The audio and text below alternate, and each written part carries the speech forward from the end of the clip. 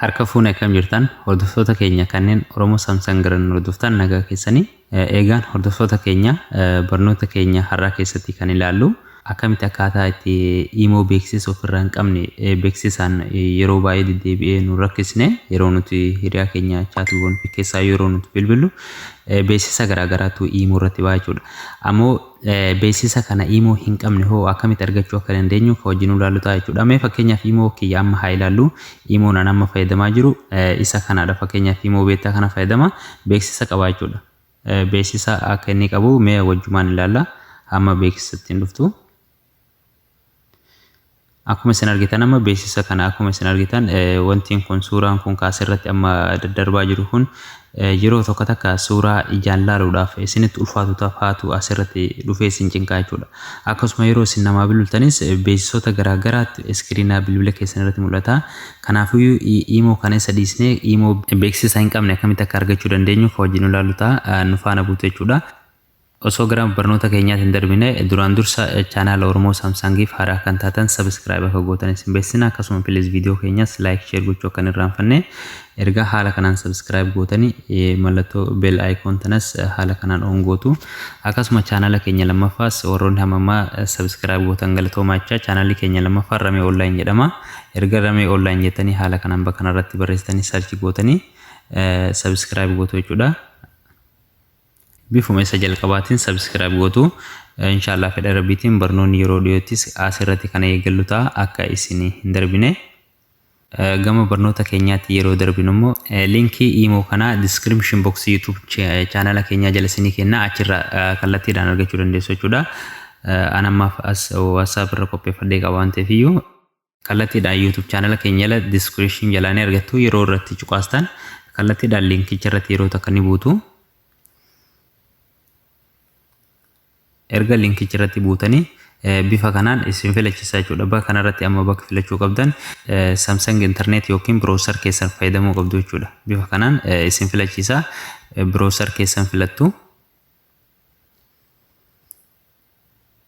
Erga haala kanaan browser keessan filattanii bifa kanaan osoo hojii baay'ee isin barbaachisne akka download gootan isin gaafata jechuudha. Tarii fakkeenyaaf warri email hedduu bilbila keessan irra qabdan email keessan isin filachiisuu mala email keessa yoo isin gaafate ta'e email keessan irratti click gootu jechuudha.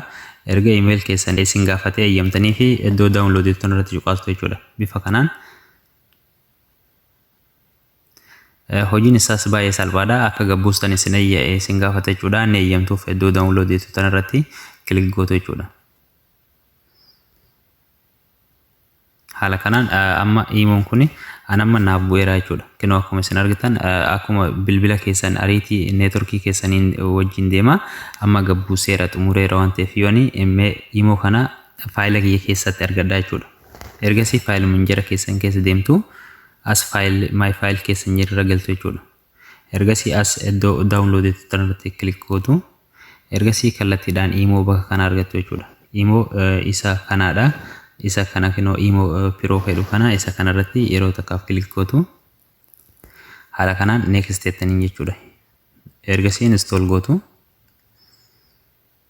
Hamma inni install nu ta'u obsaan eegganna jechuudha. Obsaan eeggattu. Yeroo install gootan akkuma imo jalqabaatti banatu jechuudha. Beeksisa kamirraayyuu imoon kun walabaa yookiin bilisa jechuudha. Beeksisan isin cinqu deddeebi'ee isin cinqu egaa haala kanaan isin buufattaniin booda install gootanii iddoo open jettan irratti cuqaastanii imo keessan banachuu qofatu isinirraa eegama jechuudha. Mi'aani amma lakkoofsa koo haa galchu.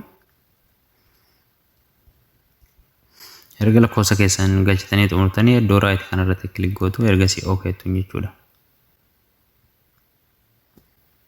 Bifa kanaan imoon keessan isiniif banata. Akkuma isin amma argitan imoon kiyya kun banateera jechuudha. Banateera akkuma isin argitan amma imoon kan koo naaf banatee jira jechuudha. Haala kanaan imo kiyya nan bana erga banatanii haala kanaan keessa gad deemtanii ilaaluu dandeessu jechuudha. Akkuma isin amma argitan imoon kun beeksisa homaatu hin qabu jechuudha. Fuula iskiriina isaa irratti wanti tokko mul'atu. Akkuma isin amma argitan kana imo tokko kanarratti beeksisa fuula isaa kanarratti beeksisni hamma ammaatti mul'atu tokko hin jiru jechuudha. Akkuma isin argitan kana bilisa jechuudha beeksisarra. Kanaafuu akka imo kanarraa fayyadamtan abdii qabna. Isa kanatti akka fayyadamtan inshallah isin gorsina jechuudha. Eegan hordoftoota keenya barnoota keenya har'aatiin akkamitti akka imo bilisa yookiin beeksisarraa bilisa ta'e argachuu dandeessan barataniitu jennee yaanna. Chaanala keenya faaraa kan taatan subscribe godhaa.